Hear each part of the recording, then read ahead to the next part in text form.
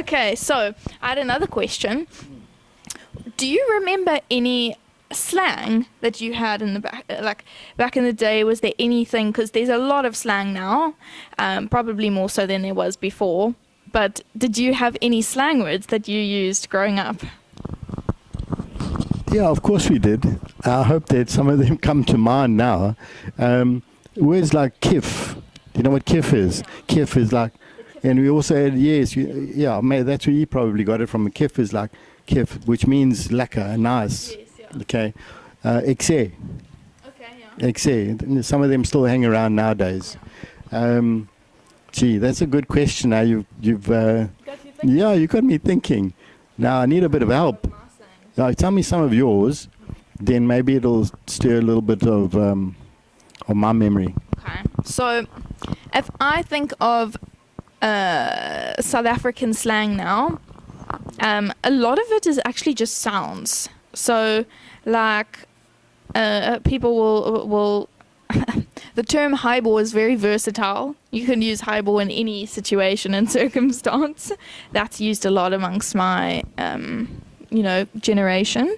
I would say, if I think now,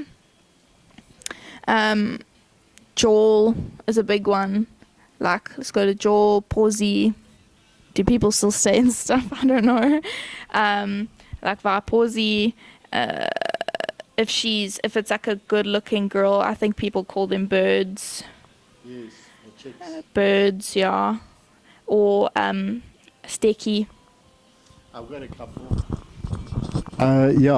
If you wanted to go for a wee, they would call it a swaz, or a swaz, or I'm going for a slash.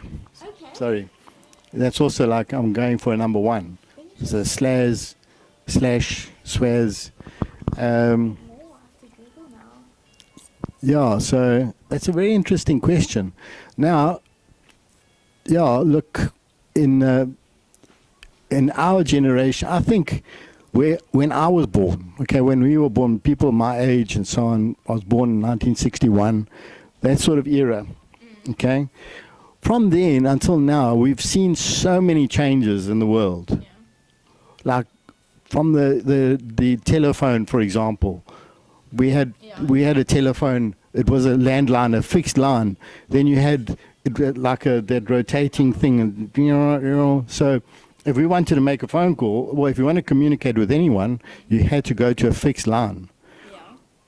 And the telephone itself was like, an antiquated thing where it had 1 to 0, and then you dial your numbers and wait for it to come back, and you dial it 2, and you wait for it to come back, and then you keep dialing your number. Yeah. And then we'd have, at our place at 51 Henwood Road, where we lived, if you wanted to make a phone call, you duck into the bedroom and close the door, and try and the door wouldn't close because the telephone wire was there, so you couldn't get that much privacy. And then someone would knock on the door, hurry up, get off the phone. Yeah. So you had no privacy. Yeah. Public phones, you had telephone booths. Yes. You- There's still some lying around the city. Yeah, they're just for show. Yeah, but in those days, you'd actually go into a telephone booth, put your 10 cents or money in like that, And was that and dial. expensive? Not really. Not really. No, not really. It depends where you wanted to phone, obviously. And you could also phone collect, so you could phone and someone else could pay. Yeah. But, when you look at all the technology that we've been through from the beginning, the television, and so on and so forth. So your younger generation have missed out on a lot. Yeah. Have missed out on a lot. And, one of the biggest things that we grew up with is the outdoors. Yeah. Playing outdoors, not worrying about fences, not worrying about crime and worrying about all these kind of things. We were very lucky, very fortunate. We could get on a bike and just go, and window shopping. Do people know what window shopping is nowadays?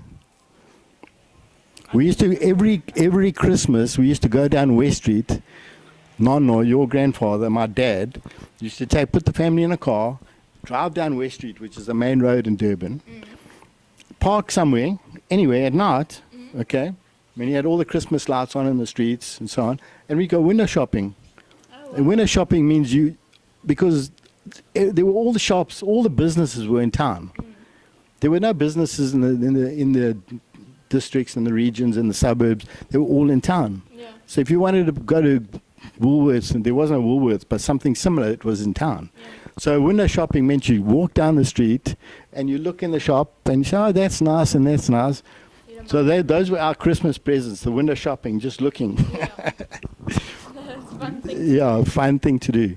So you try and do that now. Go down West Street and do your window shopping now. I don't even know what West Street is. Pixley Kaseme Street, the main street in town. I think you take your life in your own hands. But anyway, so yeah, that's the sort of era that we came from, and I feel very privileged to have grown up through those eras and to where we are now.